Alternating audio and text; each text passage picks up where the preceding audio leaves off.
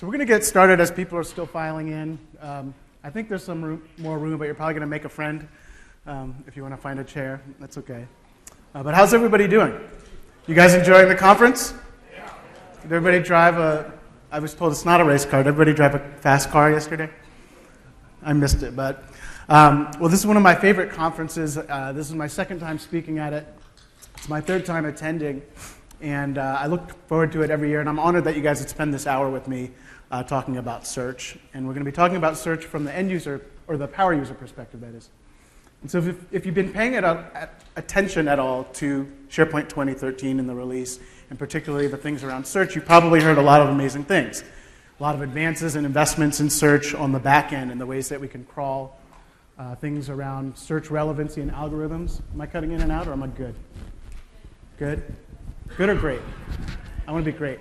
So, and in different ways that we can back up and restore search more easily on the infrastructure and architecture side.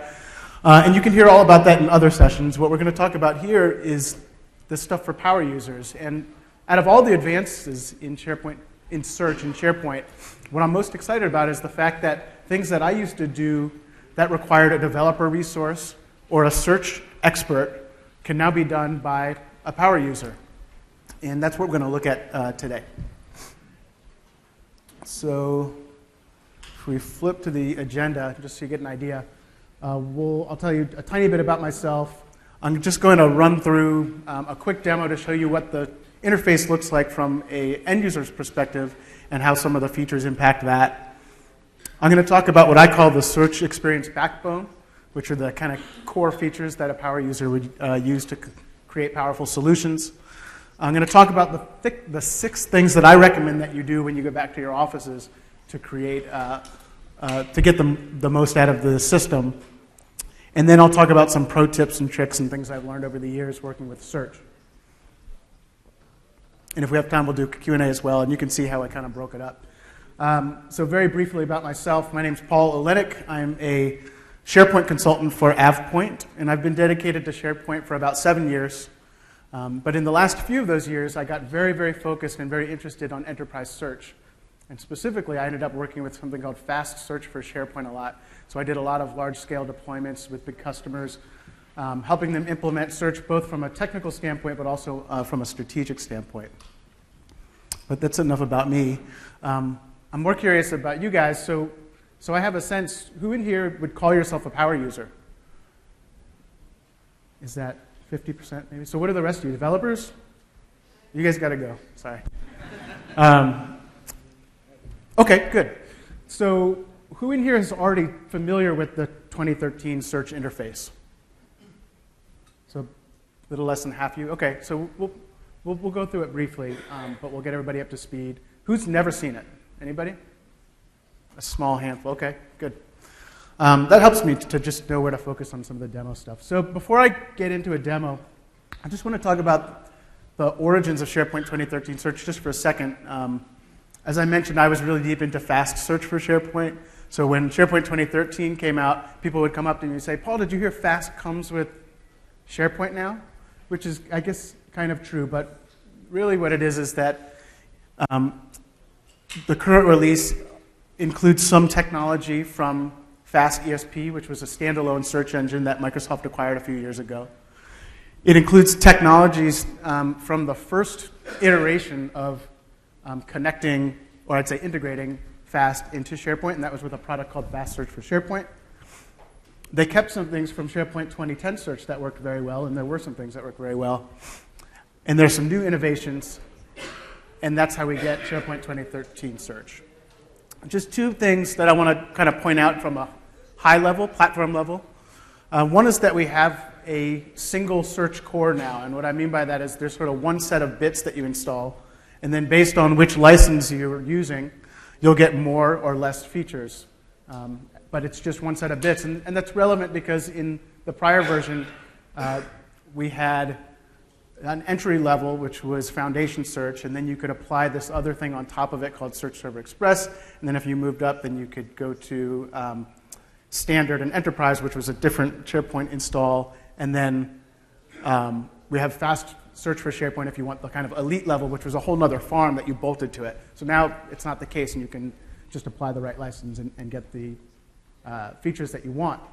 The other thing that I think is very interesting is that search is used pervasively within the platform out of the box, right? So a number of core features of SharePoint that seemingly have nothing to do with search are either aided by or driven by search. So things like cross-site publishing, aggregation with the content search web part, faceted navigation, e-discovery, all these things have to do with search. And the reason I bring it up is because if you're not very familiar with search today, as you get more familiar with it, I want you to be thinking search doesn't have to be a search box with 10 blue links that come back. You can use it in pretty amazing ways. And if there was any question whether that's true, just look at what they released, or what they announced anyway, at the keynote with that Oslo thing, which is driven by search. Really powerful stuff, and you wouldn't expect that it has to do with search. And with that, let's get into just a real quick demo. Make sure I press the right button here. Voila. So in this demo, we'll do some make-believe. In this demo, my name is Paul Olenek, which is a stretch, but I work for Contoso, of course. And Contoso is a global electronics manufacturer.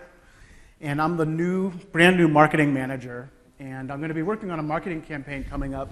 And so I just want to kind of get the lay of the land. What are we doing marketing-wise? Who are the players? What kind of assets are available to me? So I'm just going to perform a search here for the word marketing. And I can see that I get these query suggestions. So I'm thinking maybe somebody else has searched for this before. And then I get just the out-of-the-box experience. And nothing too exciting here yet. We've got the main set of results kind of down the middle. But I want to draw your attention first to the tabs at the top. So we've got these different things. We call them search verticals now, just because Microsoft likes to introduce new names for the same things sometimes. And so I've got these different tabs and experiences if I want to focus my search on a particular aspect. And if you see as I kind of flip through each of these, that the content that's delivered on each of them is optimized for the type of content that's being delivered, rendered, right? So I've got people, and I can see particular attributes about them. I can go to conversations and see what people are talking about within community sites, on their news feeds, and elsewhere. And if I go to videos, there's yet another experience that's clearly optimized for videos. And if I click on this little ellipse, then I can even start watching one of those videos as a preview. So going back to the main tab, the Everything tab, on the left-hand side we have refiners. And you guys probably recognize those if you've used 2010 search. They were there then. We still have them. They're easier to configure, for sure. And there have been some advancements in them as well, some new capabilities. And so one of those is that we have the concept of a visual refiner. So this guy over here, slider, that's probably something you recognize if you've done a search for like an airline flight, and you can change the dates and that sort of thing. And another one that I want to draw your attention to is the author refiner. So something I can do is if I'm looking for a particular author who's not appearing in this list, perhaps because they would appear beneath these other names, I can perform a search right there. And I get some autocomplete behavior. And so I'm going to click on this Dorena Peshka. And that's refined my main set of results to items that she has authored. And if I flip over these, you can see the metadata that she authored them. But you also probably saw, if you were looking close, that the refiner panel adjusted itself because it reflects the items that are being shown in the main result set, and those got smaller because we're refined just to Dorena right now. The other thing we can do is kind of mix and match these refiners, so I can refine on multiple properties. So now I'm showing only those items that Dorena has authored and only those that are PowerPoint files. If I hover over it, I can flip through this document right away in this preview, and this is probably kind of the most exciting thing on the page. And this allows me to figure out, is this the right document I'm looking for, but I don't actually have to spend the time and bandwidth downloading it or opening it in PowerPoint. I can see if this is the right document right from here. And it doesn't appear to be, so I'm going to try a different search.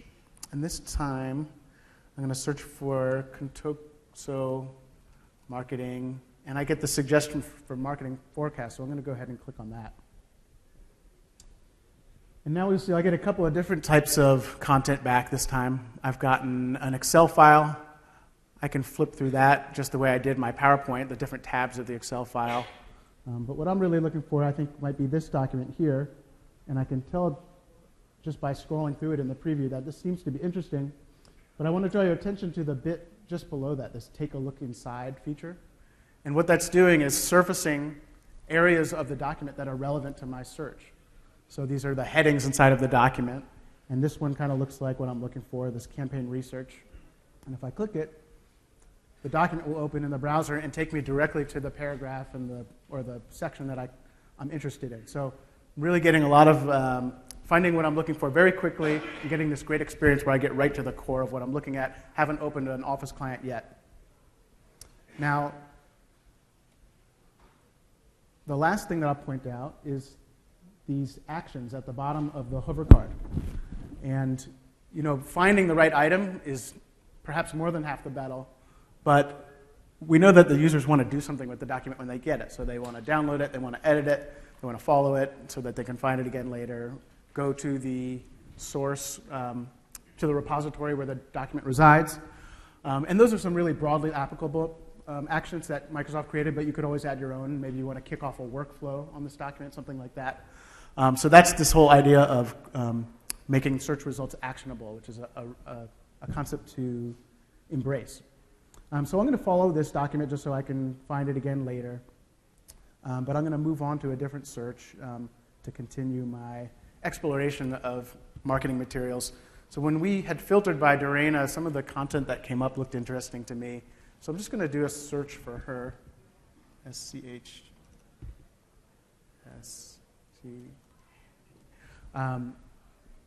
And I noticed some things that are interesting, that there seems to be some intelligence. So the system recognized, one, that I was searching for a person and gave me the opportunity to go find that person right away, right? So I can hover over her and learn all about her and her skills or her past projects and interests and so forth. I could even go straight to her profile. But there's also this bit right here, this documents by Dorena. So this is a results block, and it's really kind of a sub-query, right? I have my main query. It's showing me all the items in general that have the word Dorena in them, or Dorena Peshka in them. But then a sub-query was fired that says, show me just the documents, and they stuck that right at the top. So we're adding a lot of context, right? And there seems to be some intelligence behind it, and we're going to drill into how to create some of those experiences in a couple of moments. So I have another idea for a search here, and that's I want to hear or learn more about the PR activities that we're doing. So I'm going to search for marketing PR, and I get a few more surprises. One is I get this little announcement at the top, and clearly somebody's very excited that I found the press release. And so I'm getting some feedback right away, and I get another one of these result blocks, which is cool. But I also notice when I hover over it that the hover card looks a little bit different than the other Word document that I looked at. Right? So I have some unique properties specific to these press releases. I've got the ID number, and it's rendered a little bit different. And I'm starting to get this idea that items, even if they're the same type of item, two Word documents, can be handled differently and rendered differently and behave differently. And we're going to talk more about how to do that in a moment. The last thing that I want to show you, there's two more things. So I know that I'm going to be working on this marketing campaign, but I want to know who can help me with this. And so I'm going to do this search for marketing campaign, but I'm going to flip over to the People tab. And I can now see all my colleagues that have had some activities around marketing campaigns, and I can see why they came back in my search results with the hit highlighting and so forth. And again, there's some actions I can do. I can follow this person, and I could go and view their profile and see even more detail about them. So I'll just open another tab and peek. And so now I'm quickly seeing all of the details about this person, but I can also start to look at some of the ways that this person's interacting on the portal and the kind of conversations they're having and talking about in community sites and elsewhere. And that looks like the kind of person that I want help from. So I can even, if they were online, just start an IM session, supposedly, with this person. Say, hey, I'm new. Can I pick your brain, right? So I'm really finding a lot of context, and I'm finding people about what I'm trying to do. I can get in touch with them very quickly, all through this kind of limited space of the search results page. So the very last thing for this demo is I had an experience where we're a global company, and some of our marketing folks are in Russia, and I got copied on an email chain that started in Russian, and then when the Americans added, it switched languages. And one person's signature that I really want to get back in touch with was in like Cyrillic or something. And so I just wanted to do a search to see if I could figure out who this person is. And if I search for them in the People tab here, I don't get any results, but I do notice I've got this preferences for results in English. And because we have a Russian contingency, I can switch so that my preferences is Russian, and I can find this person. So we recognize that there's some support for multilingual support for people profiles anyway. So that's just a really quick tour of the interface. And I think you'll agree that, one, it's a pretty rich experience, right? It kind of reminds me of some of the experiences I have on the internet and Bing and other search engines that I can't remember their name of right now.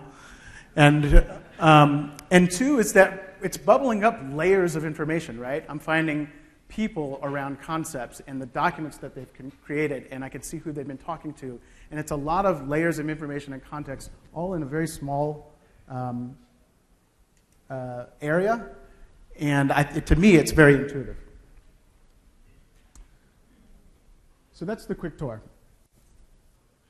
The next thing I want to talk about is what I consider to be the 2010 search experience backbone. And by that, I'm referring to 4 key tools that Microsoft has provided with this release that as a power user, I think you need to be really familiar with both how they work and how they work together as well, so you can start creating solutions for your customers or for your organization. So let's start with something called result sources. And these are one of 2 things. They're either a specific subset of the index, and so we used to call these scopes, but if you've got a search index and you've crawled file shares and documents and list items and custom databases and all these things, I don't always want to search against all of that. Sometimes I just want to search against people. So that's one use, or one thing that a result source can be. The other is results from a remote search engine, and we call that concept federation. And you can federate search results from the internet, so bring Bing results into your portal. Or it could be something like a remote SharePoint, like maybe an on-prem engine. Maybe your portal is in Office 365 and SharePoint Online, but you've still got SharePoint on-prem. You could federate those results back and forth. And the whole idea behind federation, or part of the idea, is that you're going to let that remote system do all the heavy lifting and then just ask for the results back. So if I want Bing search results, I'm not going to go crawl the internet and store all of that in my index. I'm just going to ask for the results back. And what I have up on the screen here, that screenshot, is an interface that I created for a customer. And that's usually how you might apply result sources, is as these tabs here, and people want to search against these specific areas, right? So that's result sources.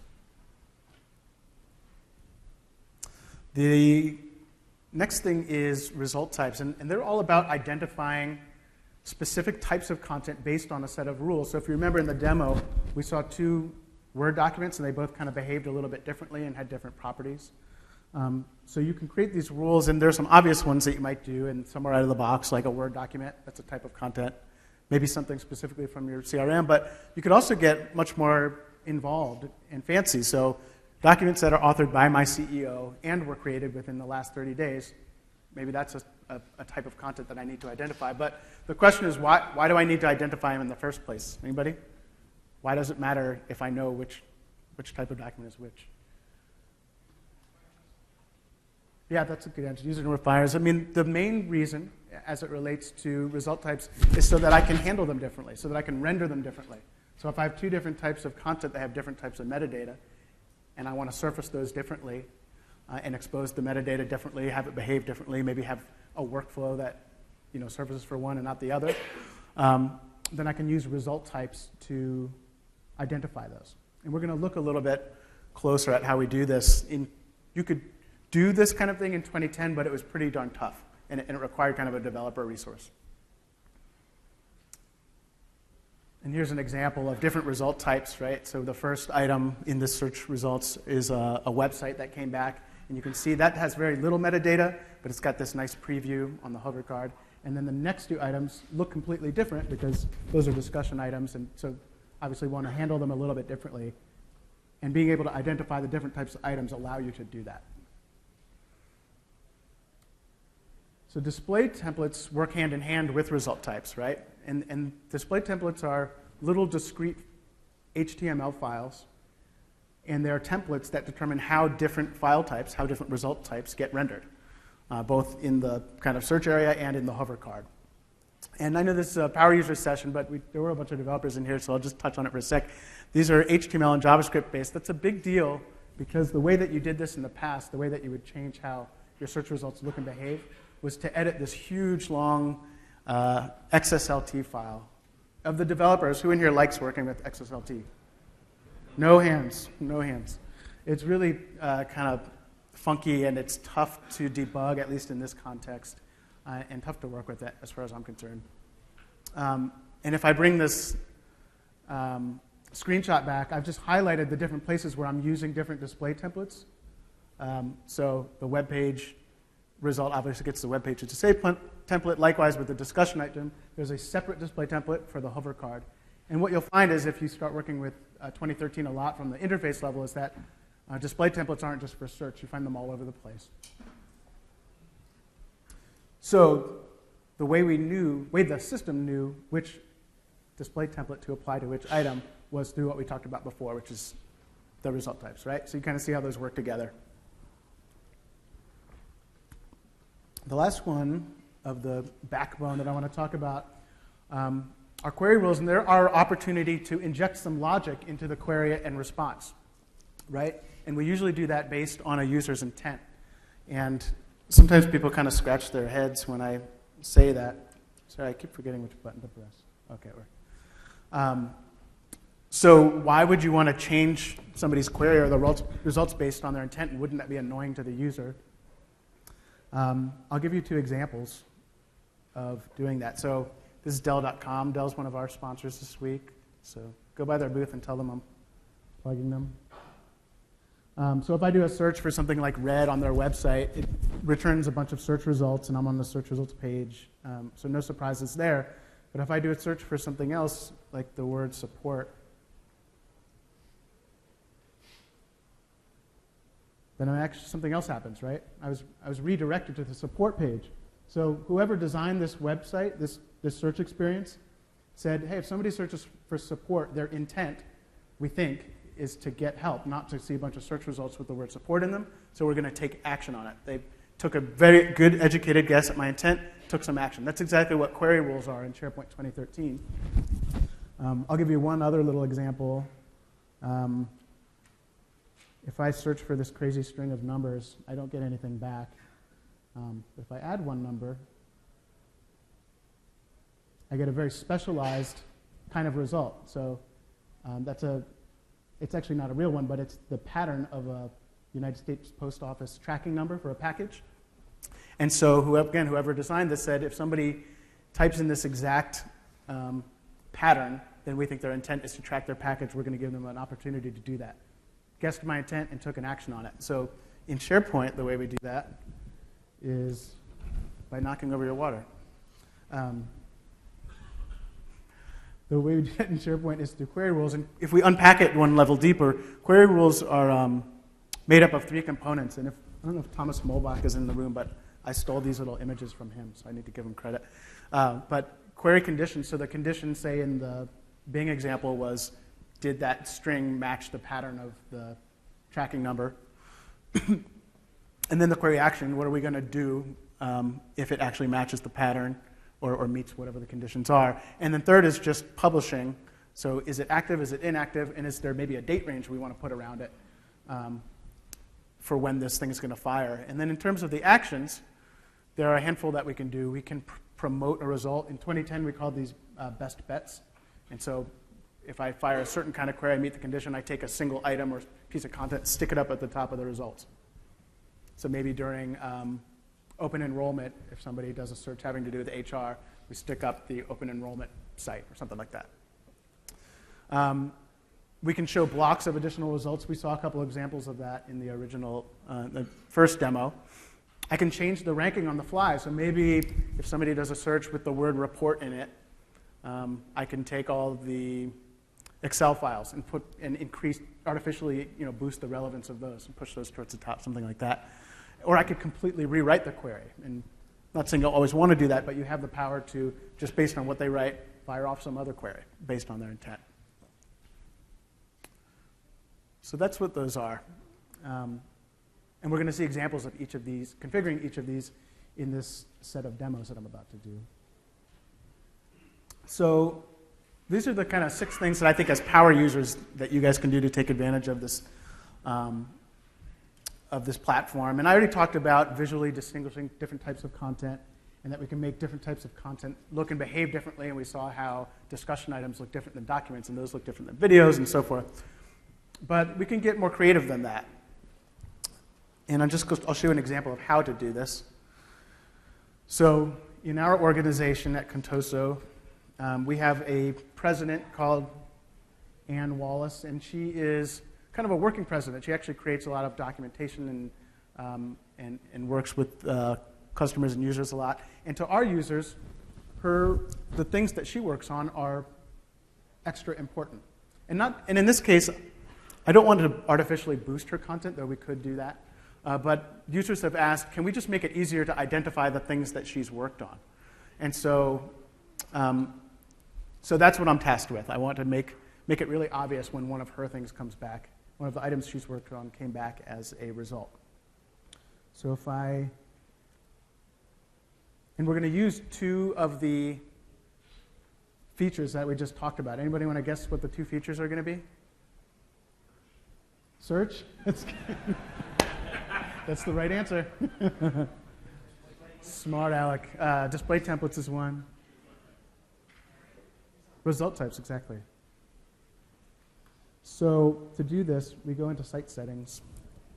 And I'm going to go straight to result types.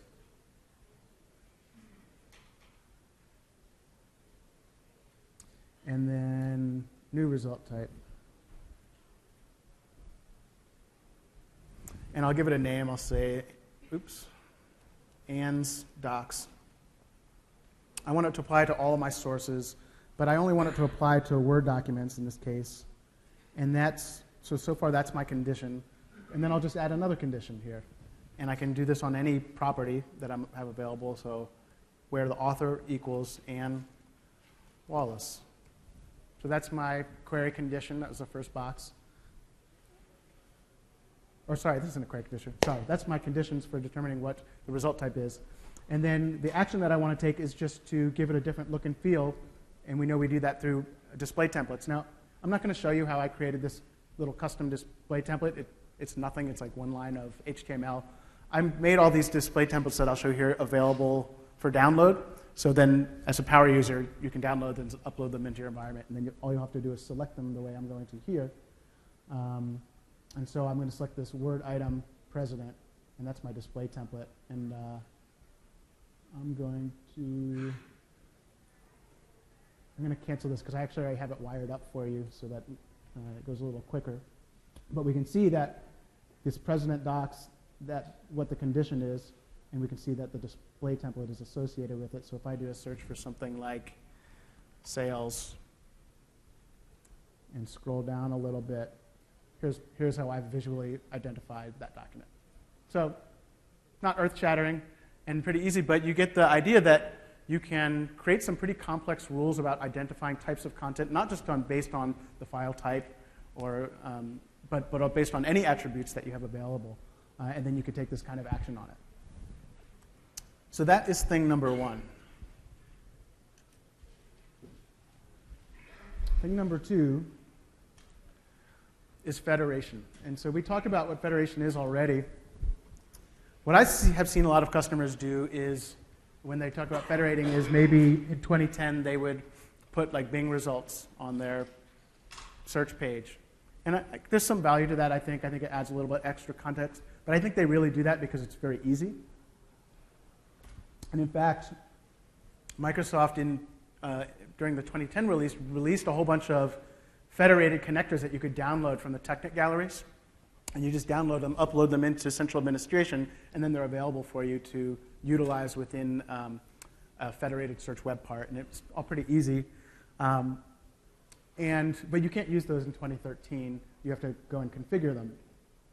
So I thought what I'd do is show you guys how to make one of these federators.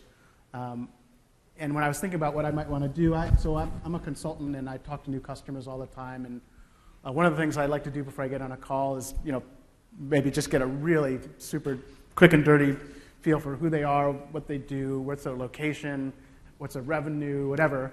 And I use Wikipedia for that. There's better tools, but I'm not a salesperson, so I don't need, something better. I just need that. So I would actually like to have a Wikipedia connector federated into my portal. So Wikipedia was one of the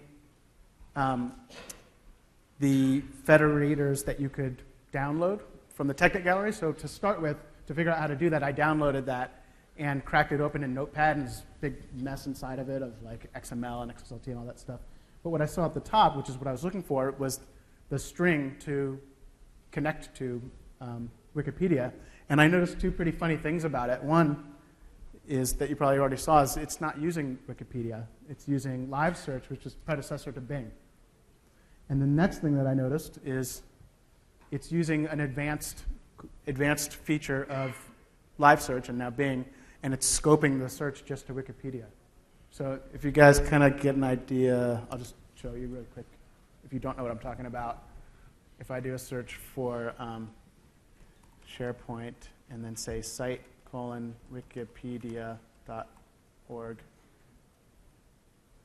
then I just get only results about SharePoint from Wikipedia. If I switch this out to technet.com, then it changes just TechNet, nothing but SharePoint, and so forth. And at first I thought, hey, they're cheating.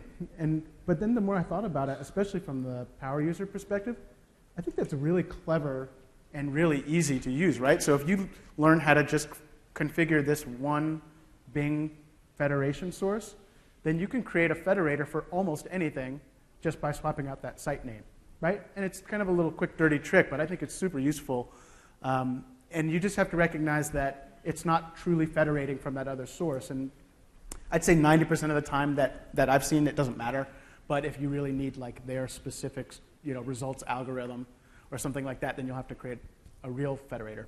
But anyway, I think this is a really cool, useful tool. So I'll just show you how to wire it up real quick in my environment.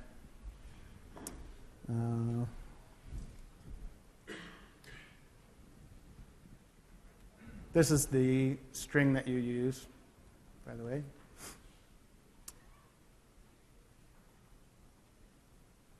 And so I'm going to go into my site settings,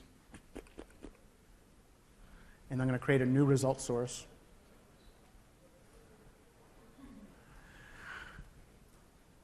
And I'll call it Wikipedia. And I'm going to choose OpenSearch. I'm not going to get into what OpenSearch means, but those are the things that you can connect to from a federation. You can, if it's important, you can look that up. But and then I'm just going to use this Bing search, right? Bing.com, and then you can see I used the site :Wikipedia, and that's it. And again, I wired this up beforehand for time's sake. But once you create it, then you can even just test it right from this interface, right? You can say, did I do this right? Test the source, and it should come back succeeded.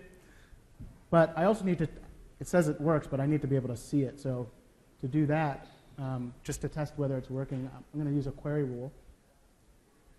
So we can kind of see how do we wire our first query rule up. Local SharePoint results. And I would create a new rule called Wikipedia. And I would remove the conditions because I want it to always fire, right? So it's going to fire on any time somebody does a search. And then add a result block. I would call this Wikipedia results.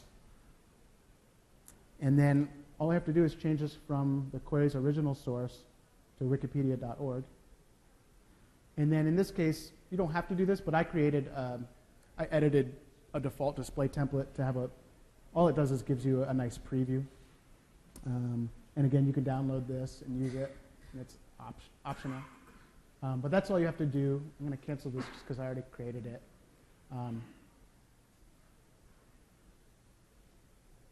And you can see that you can make them active or inactive. I'm going to make mine active. And then if I go back and do another search for SharePoint, let's try it again. There we go. Then you can see I get this little result block. So now I know it's working. And all that my display template does is make sure you get this nice preview, the way you do for your internal results. So that's that. Now, if we go back to our slides here. So again, it's kind of cheating, but I think it's a really cool tool to have in your back pocket to be able to federate all sorts of different things. The next thing I want to talk about is configuring search verticals. And we saw those were those tabs across the top. So one thing I've noticed with this release is, and I talked about it a little bit, is that I feel like it borrows from the internet a lot in good ways. And it's important to recognize that even if maybe your search stinks internally and people aren't using it and they've given up on it, they're still searching all day, every day, right? Whether they're searching for the closest movie theater, whether they're doing Bing searches so they can help their 6-year-old with their homework because they can't remember how to do division or whatever. They're searching all the time, and you have to realize that expectations are being set for them. And that when we're configuring search inside the firewall, that we want to look to those so that we can meet those expectations. One of those things is that we see this on most search pages now, this idea of search verticals. Now, Microsoft, you saw, created some very broadly applicable search verticals because they have to, because they don't know exactly what you do in your business. But our challenge is to find those that are applicable to our businesses, right? More specific. So back to this screenshot. These guys have these particular search verticals, and this is a law firm. So they have the broadly applicable verticals, and then they also have clients, matters, and expertise. So what I'll do is I'll just show you how to configure this. And this, I'm just mostly showing this because I want you to see how easy it is. And if we build on this last demo here, I'm going to, the first step is to create a new page, because your search vertical will usually land on a page. So I'm going to do File, New Document. Let's call this SPC Wiki page. I'll create that. And then I'm going to check it in.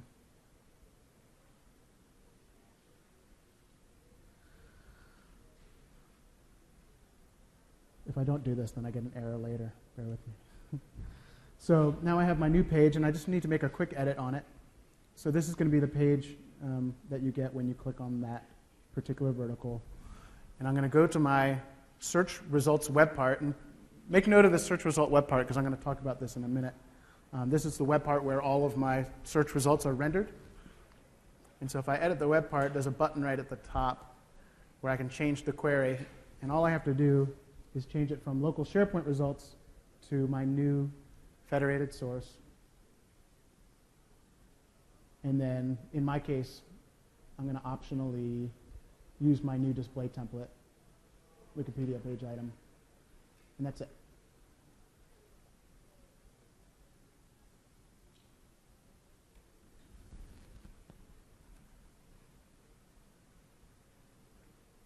And so now if I do a search here, I should, oops. Okay, so I'm just getting my federated source. And then the only other thing I need to do is add that link. And the way you do that is go to Site Settings,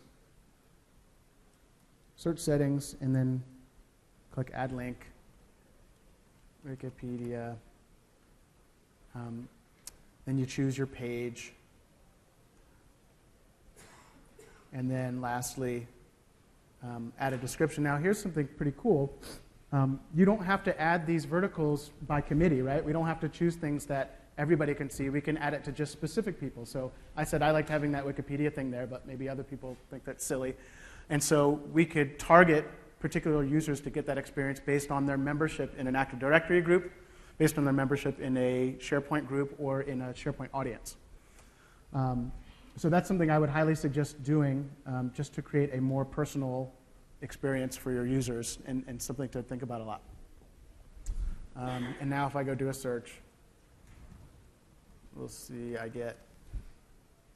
have this new search vertical, right? So super easy to do.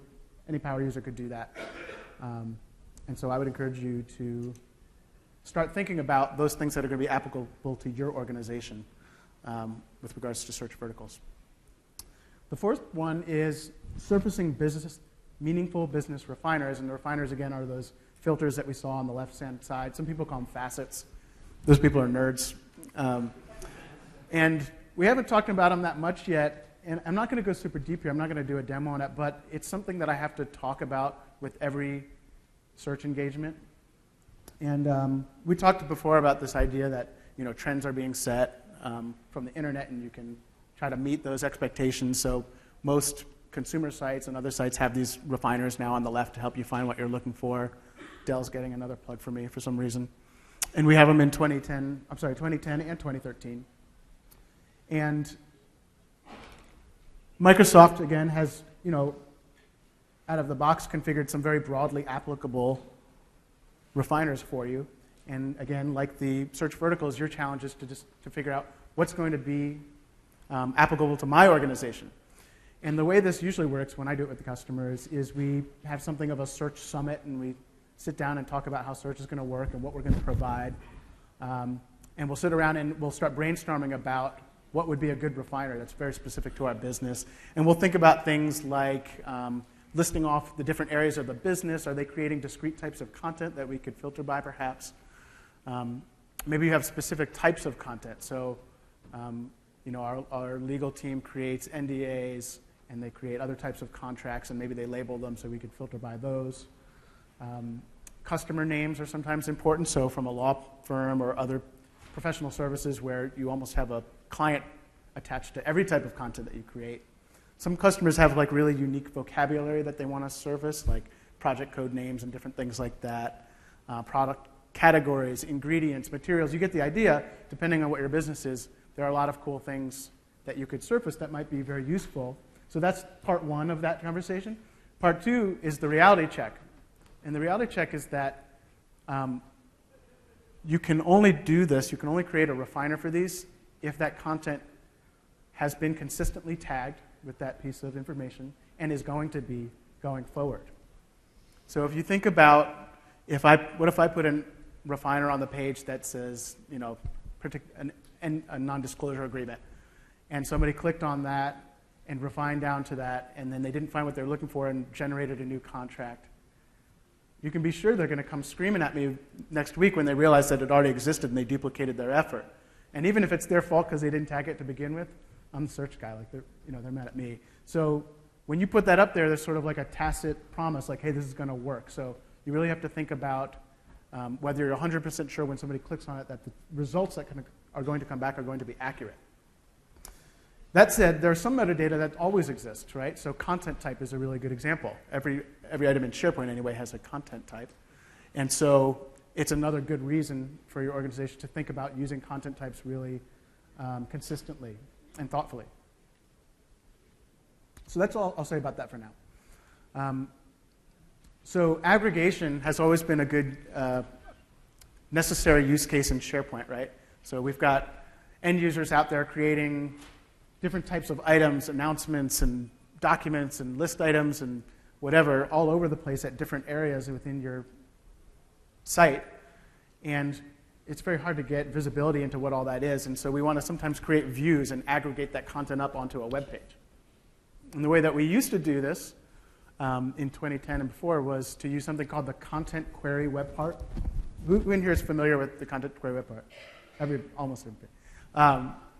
And so that worked, for those of you who don't know, that worked pretty well. You drop a web part on the page, and then you configure it to only roll up a particular content type and only maybe things that were modified in a particular date range, maybe scope it to a particular site, things like that.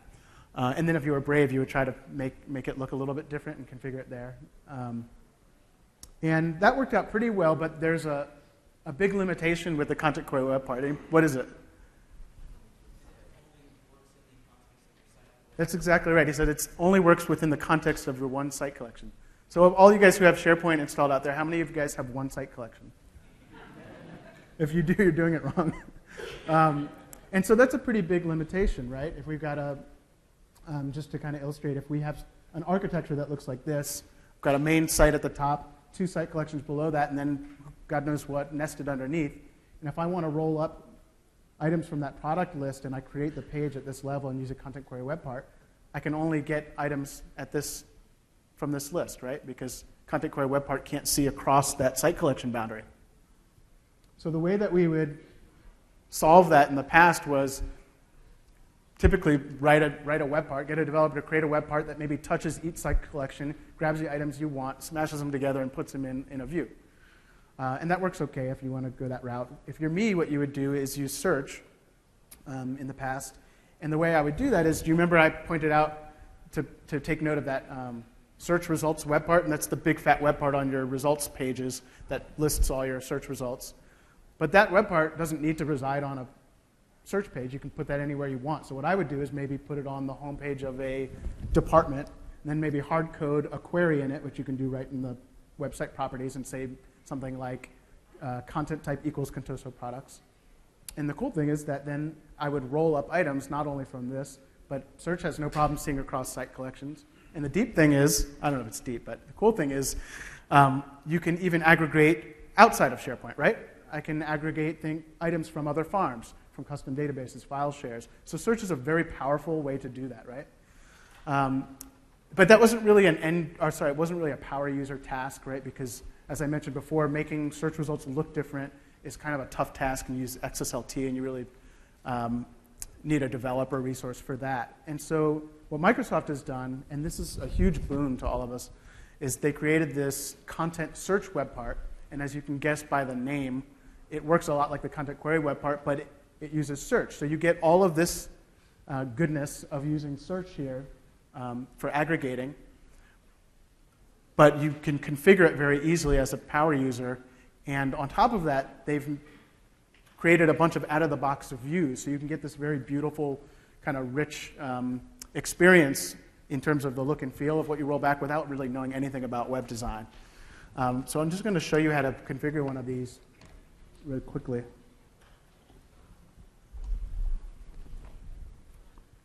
Bear with me one sec.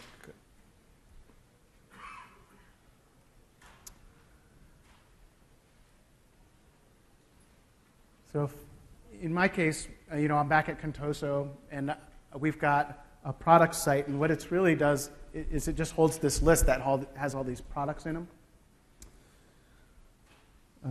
Site contents. So Contoso products is my list, and you'll see it's just a list of my products, and it has an image, and it's got this little product ID. And if I go into the list properties, you'll see that I've got a content type associated with it, right? Contoso product.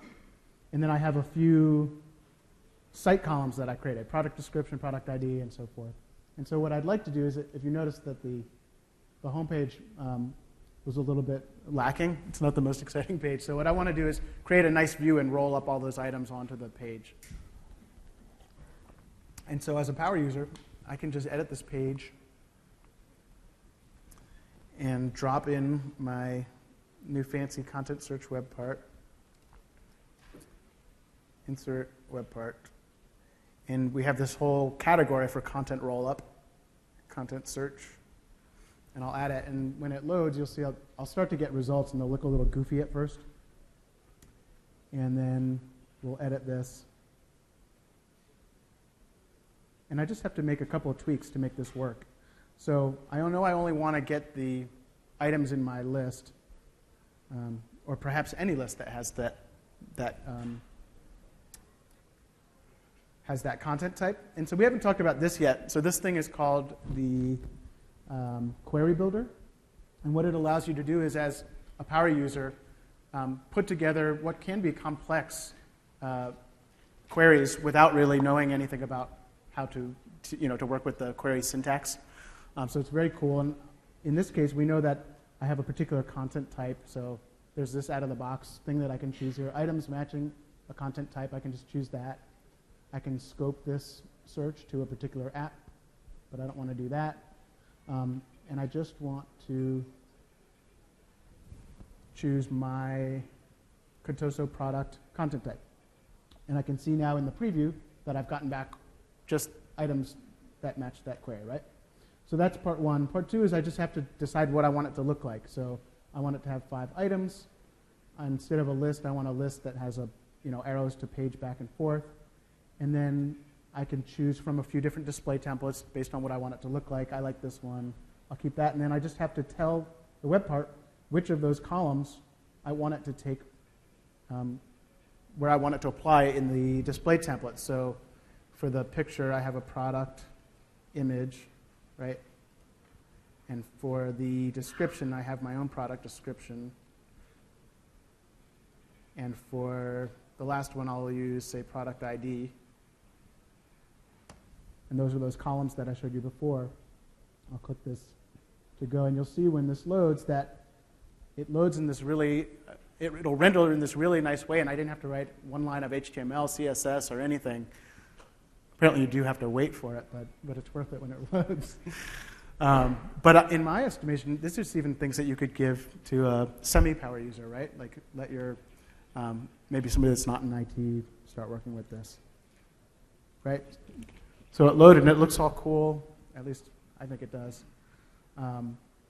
And again, I didn't have to know anything about web design. If I had to create this on my own, it would probably take me 2 days. So anyway, that's how you do that. And I just did it from this one site, but you could do that from across your whole farm.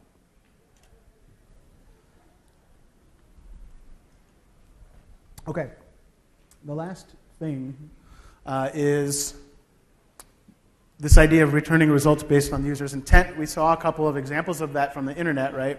We did the search on Dell.com for support, and it redirected us to the other page. And so I was kind of wanting to maybe perhaps create that kind of experience in SharePoint.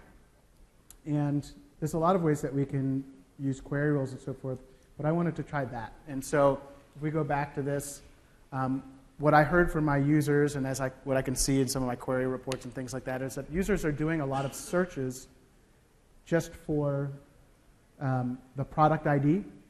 And what they're really trying to get to is that list item, right? They want to get here. And so I was asked, is there a way that we can get there easier rather than having to go search for it and then click on it? And so I wanted to try to create that experience like they did with Dell.com, where they typed support and they got redirected. And so if they do a search for this product ID, I've been asked to make it so they get forwarded right here. I'm not saying that's the most usable thing to do to your users, but I do want to show you how you can accomplish these kinds of things. So the way we're going to do that is by creating a new query rule. Now, this one is kind of cool. There's a number of ways to do that, right? We saw with the Bing example with the tracking number that it could match a pattern. We can do that in SharePoint. So if you have a naming convention for your product ID, you could use, say, like a regex statement for the developers in the house to match that. I could also just have a hard-coded list of phrases, separated by a semicolon. And if it matches any of those items, then I could fire my query rule. Or in this case, because I used a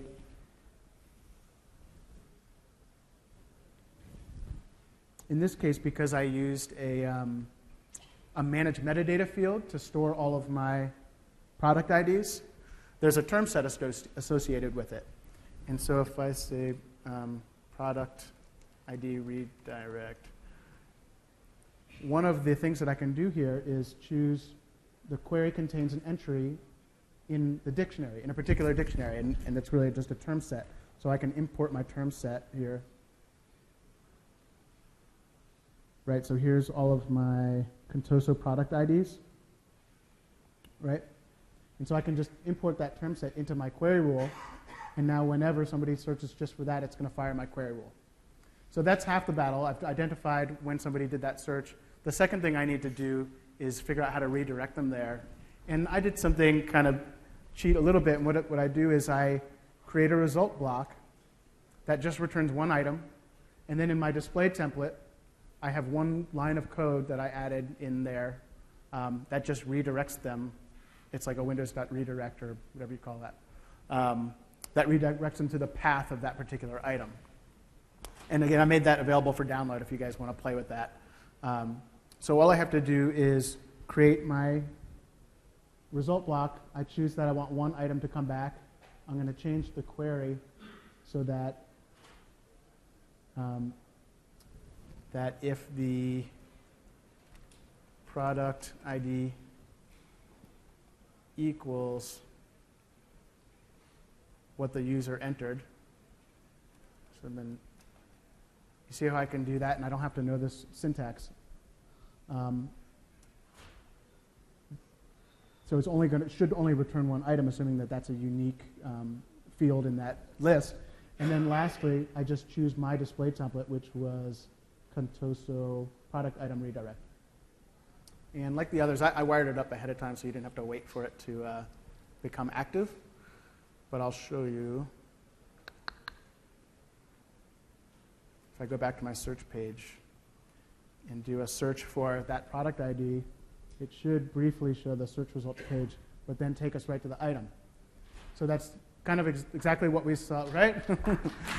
I'm not suggesting, by the way, that you do this a lot, right? That might be jarring for the users, and you want to give them a way to maybe choose and go back. But it shows you the kind of power of the types of things that you can do and how you might choose to apply those concepts that you see on the internet about taking actions based on somebody's intent in SharePoint. So the next thing I want to talk about are some tips and best practices, things I've learned doing search engagements over time. The first one we already talked about a little bit with the refiners. You've got to get your governance going. And I'm not going to dwell on it because it's a little beyond the scope of this conversation, but it's certainly related, as you can tell. And the idea is that if your content is not tagged well, if you've got duplicate documents all over the place, if you've got crazy site sprawl, if you have outdated, irrelevant content, and if you don't use content types and so forth, that your search results are going to be crummy. And that doesn't mean that you don't do search. It means that, one, you set your expectations, that you're going to get back what you have out there, and that, number two, you get to work on the governance side. And so that's doing things like setting up a governance committee, training people to tag their documents, training them to edit in place instead of making multiple versions by creating version after version out of place, assigning content owners and good content stewards, and perhaps thinking about things like auto-tagging solutions so users don't have to think about it. All that stuff, that could be a multi-year endeavor, and it's something that you'll always be working on if you have an ECM system, and it's just part of doing business. So again, I don't want to dwell on it too much. I have a lot of thoughts on it. If you want to talk to me afterwards, feel free to find me. The other thing is, I did say you don't have to be a search expert to make some pretty powerful solutions in search anymore, but as power users, this is well within your capabilities to become an expert in the query language. And I venture to bet that there are a ton of powerful kind of advanced search capabilities that you can take advantage of right inside the search box, and 99% of people aren't even aware of them. You can do these proximity searches. I've got two words, and I want to only get a match depending on how close they are to each other, right? All sorts of things like that. And so we won't talk too much about it now, but if you download the deck, you can click on that link, and you'll learn more about it. So I would encourage you to do that. The other thing along the same lines is our query variables. Microsoft made available tons and tons of query variables that you can use within the context of that query builder. So I'm just showing a couple of these. You can get the current user's name, so you could change the query so that it only returns documents that they authored or something like that, or their email, and you can get that all dynamically based on the current user. You can get today's date, plus or minus days, different things like that. There's a lot of them out there, but I would just get familiar with them so that you know as business requirements come up, you'll have these to draw from. If you are one of the folks that are brave enough to start working with display templates, if you're a super power user, just a couple of things to note about them. There's just sort of kind of, I guess I'd call it pseudocode in there. I kind of call it that because there's only a tiny bit of it, and it's a syntax that I've not seen before. So you'll need to get familiar with that. And there's some really good articles about that with great examples on MSDN. For every display template, which, as I mentioned, is a little HTML file that you find in your master pages gallery, there is a corresponding JavaScript file, and it gets created automatically. You shouldn't touch it. Don't delete it. Don't add a new one. Just don't mess with it. Just be aware that it's there so you're not surprised when you see it. If you uploaded a brand new one, a brand new display template, the list would actually automatically generate a new JavaScript file for you, so you never have to think about it. You can edit display templates in whichever tool you choose, whichever editor you choose, so you're not stuck with, I shouldn't say it that way, you're not limited to SharePoint Designer. I use Notepad++ a lot for things like that. And when you're doing that, you can either choose to maybe download a display template, edit it and change the name and all that stuff, and then re-upload it and publish it, or you could just map a drive to that folder, and then as you make your changes, you hit save and then refresh your browser and you can kind of see what's happening, which is pretty cool. Some people complain that they'll lose connection to it and that it becomes kind of a drag, so they download it. And these two guys, Matthew McDermott and Corey Roth, both have talks specifically about this stuff, display templates, tomorrow. So I would check those out if you want more information about that. The last thing is that it does require that the publishing feature is on to work with these display templates. And if you're working within the context of a search center, it'll already be on. But if for some reason you go and look for it and they're not there, that's probably why. So the last thing I wanted to talk about is troubleshooting. So when you're working with these solutions and creating search solutions as a power user, just because you're a power user doesn't mean you don't have access to some troubleshooting tools. And the first one is this diagnostic display template, which Microsoft provides right out of the box. So if you remember, we created this beautiful list of products. If, let's say, maybe the images aren't showing up properly or something else, I can open the website properties just like this, switch the display template to this diagnostic one, and again, it's there right out of the box. And you see on the left, it changes it how it gets rendered, and I can see what are the actual values that are coming back from the search index, and what are they mapped to, and which managed properties am I using. And you can very quickly diagnose what's going on. So you have that little tool. Unfortunately, this is only available for the content search web part and not for your search pages. And so one of the gentlemen that I said was talking about display templates tomorrow, Matthew McDermott, gave me a little snippet of code, and I created my own display template for it. And it creates this, which is the list of every single managed property that came back from the search engine for that result, and the value that comes back with it. And so this is one thing I highly recommend. So for every search implementation I've ever done, I create a second search results page, and I call it admin, or in this case I called it raw properties.aspx, and then I lock it down so only the admins can see it. And then if something goes wrong or somebody says, why is this result showing up? It shouldn't be showing up. Then you can just flip open that page that only you have access to and look at what the details are behind the scenes and be troubleshooting in no time, right? So really super useful. I would recommend you guys do that.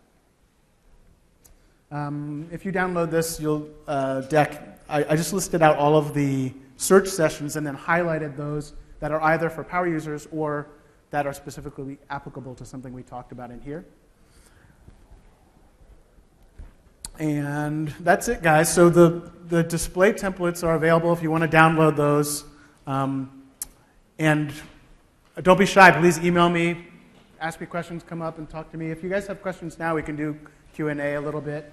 I'll also be at the AppPoint booth for the rest of the week if you want to come down and chat. Happy to do it. And then I also run a weekly webinar called SharePoint Shop Talk, and you can come on there and ask questions of myself and other esteemed guests in the audience. So thank you, guys. I'm honored that you spend this time with me. Thanks. Did you have a question? Yeah, I have a question. So we have like normal search and then the federated search. So is there a way to blend both the results or merge both the results? That's a great question. So the question was, if we have federated search and regular search, can we kind of combine the results so that we get a unified set of results? Right. The answer is out of the box, no. We hope that that's coming in the future. There are some third-party tools that can help you kind of blend those together, and they use an algorithm that kind of feathers them together. Okay. And in some cases, that may be a good option, but out of the box, no, they're separate. Okay. One more question. Yep. So the content search web parts, right? I know like these are plug and play, like you plug in it anywhere and you can get the powerful search there.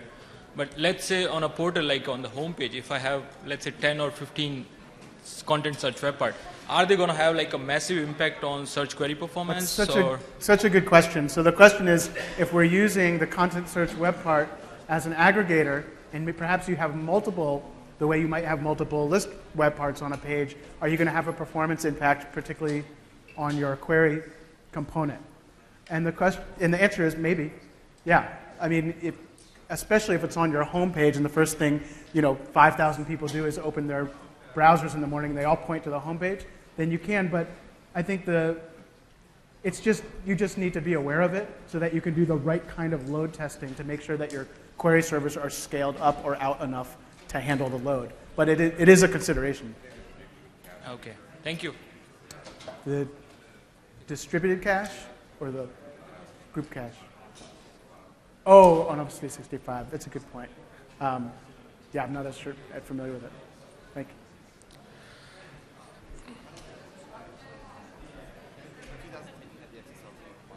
Yep. Yep.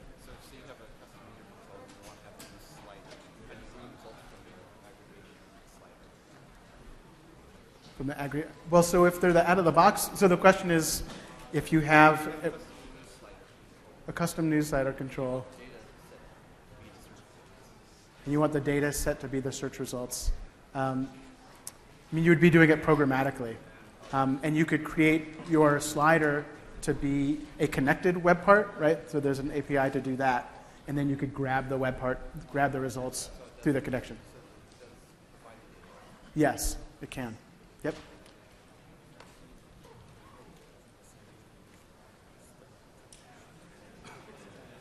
Oh, the question is, what is the snippet of code that I use to create the diagnostic display template? If you go to that paulolenick.coplex.com, one of the display templates in that zip file is that. Yep. Sure.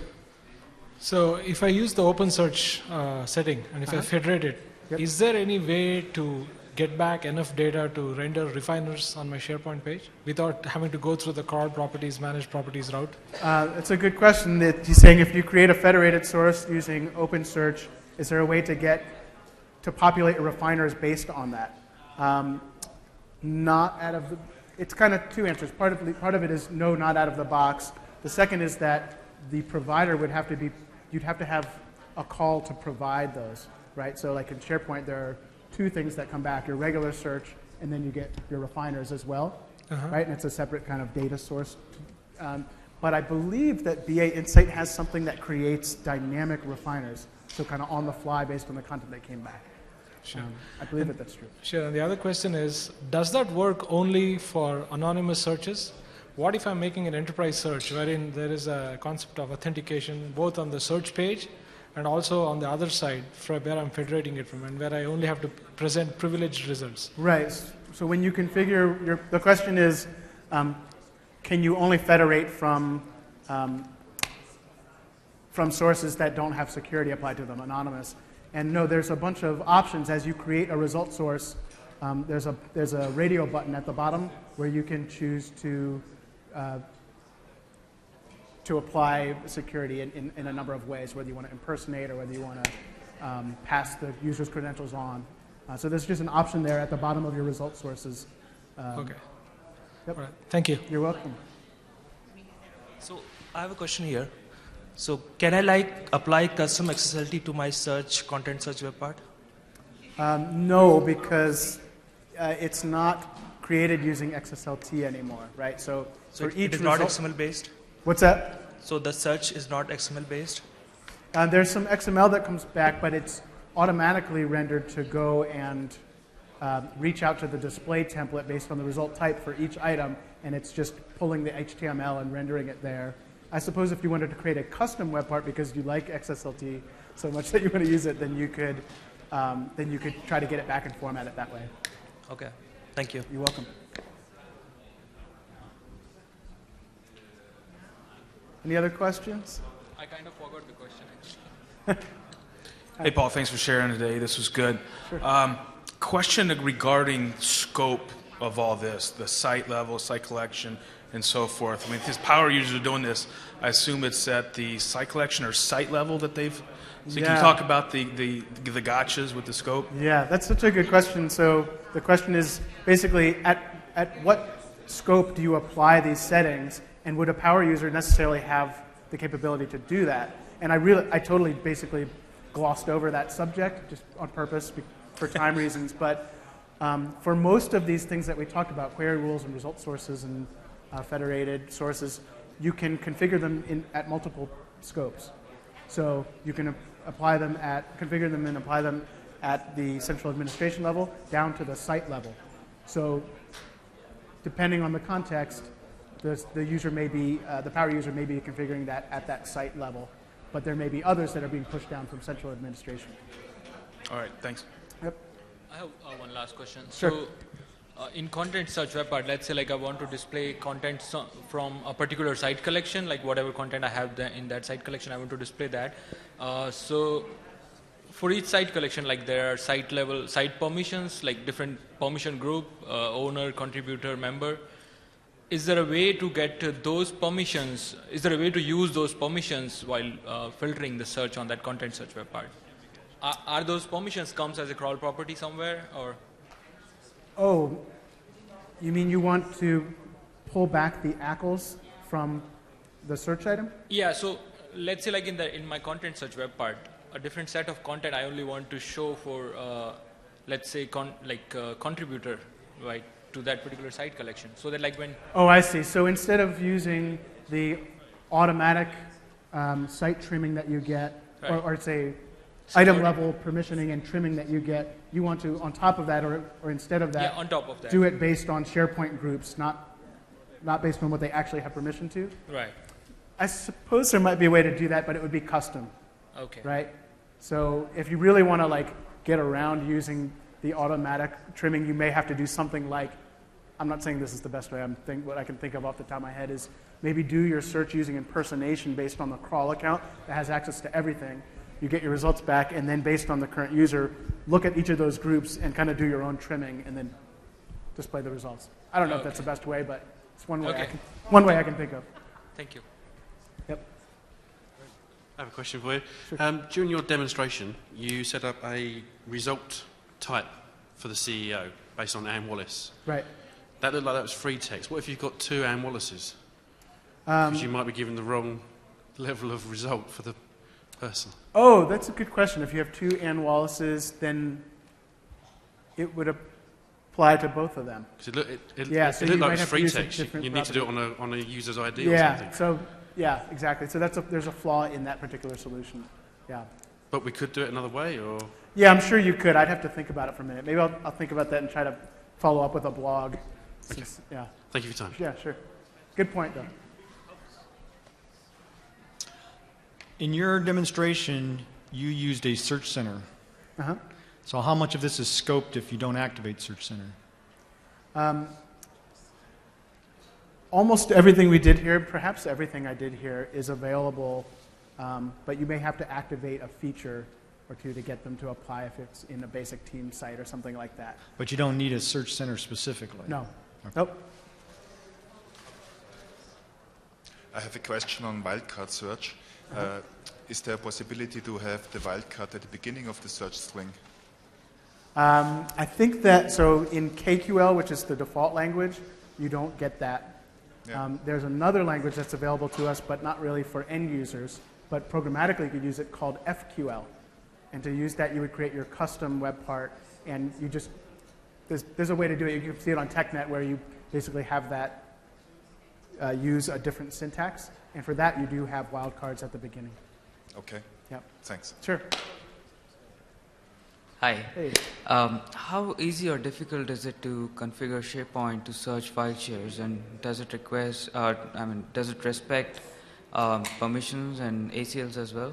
Yep. So it's very easy to crawl file shares, and it does respect, if it's assuming that it's using Windows, NTLM, or permissions, and so it's very easy to do, but there's a big, people actually don't do it that often, and that's usually because people's file shares are not very well managed, because it's very difficult to set the permissions appropriately. So it tends to end up being a security risk. If you search some giant file share, perhaps nobody ever saw it before because they didn't know they had access to something. Got it. But And I call that like security through obscurity. Yeah. But then once you crawl it, all this stuff starts getting surfaced in your search engine. So I'd say it's very easy to configure. If you're going to do it, create a separate source for it, and that only admins can see at first, and really kind of take a close Into look the at whether it's results. surfacing anything dangerous or whatever. Makes sense. Yep. Yeah, thank you.